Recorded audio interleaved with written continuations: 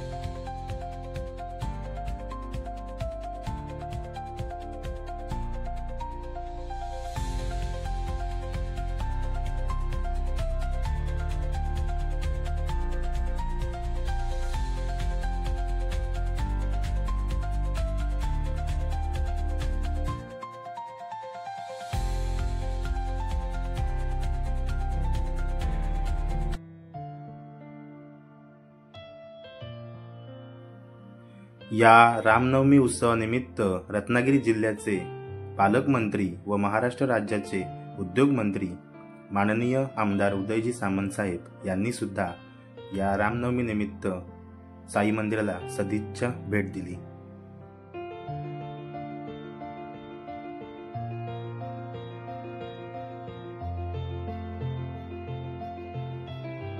सायंकाळी 5 वाजता पालखीच्या मिरवणुकीला सुरुवात झाली आणि श्री साई ढोल ताशा पथक यांनी ढोल आणि ताशाच्या गजरामध्ये जोरदार अशी सुरुवात केली आणि त्यांच्या महिला मंडळाने लेझिमवरती सुंदर प्रकारे असा ताल धरला।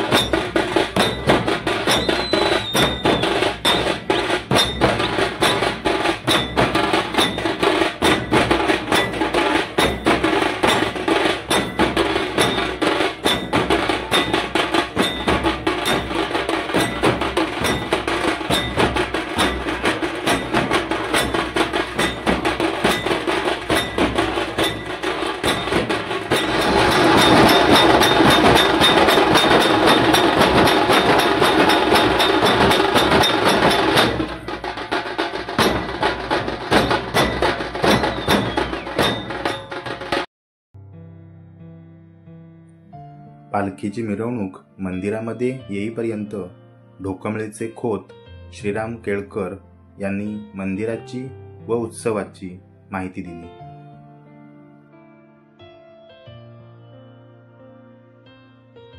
ह्या मंदिराची यामुळं सार्वजनिक ठिकाणी सार्वजनिक स्थापना झालेली आहे. मंदिराला 99 साली स्थापना झाली. 99 सालापासून आता 25 वर्ष विनाखंड या मंदिरामध्ये भजनाचा कार्यक्रम चालू आहे दर गुरुवारी.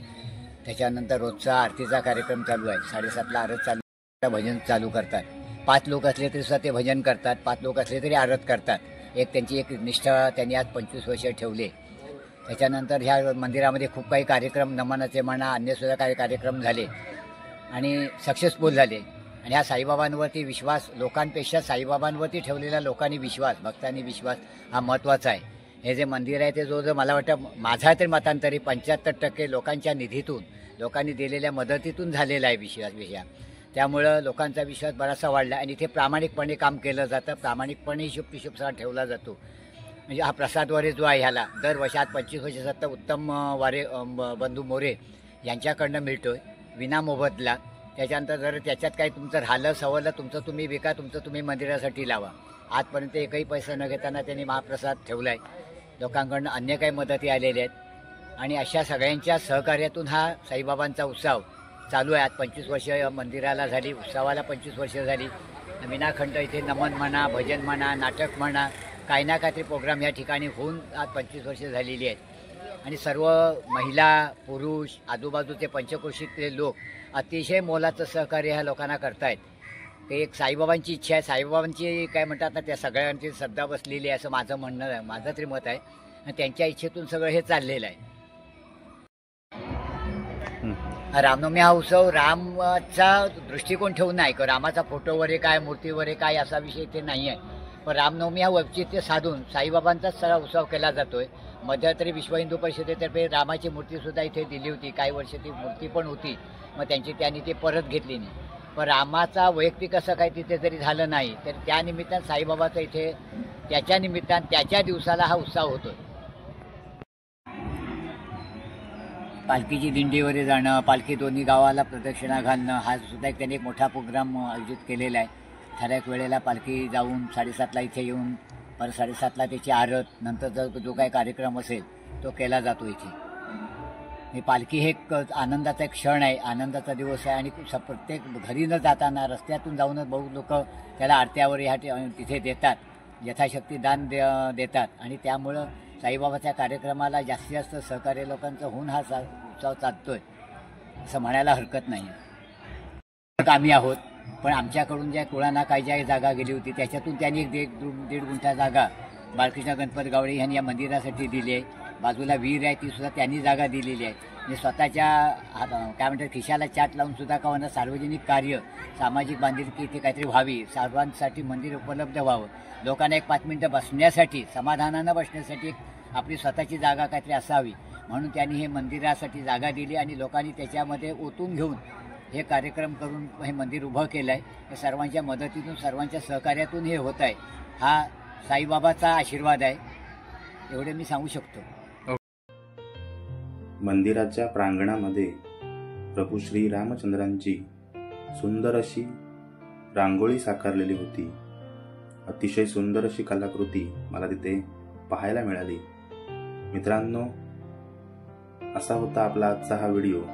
तर मग या व्हिडिओला लाईक करा, शेअर करा आणि माझे कोकणातील असेच नवनवीन व्हिडिओ पाहण्यासाठी माझ्या कोकण चोरोन्या या चॅनलला सबस्क्राईब करायला विसरू नका. धन्यवाद.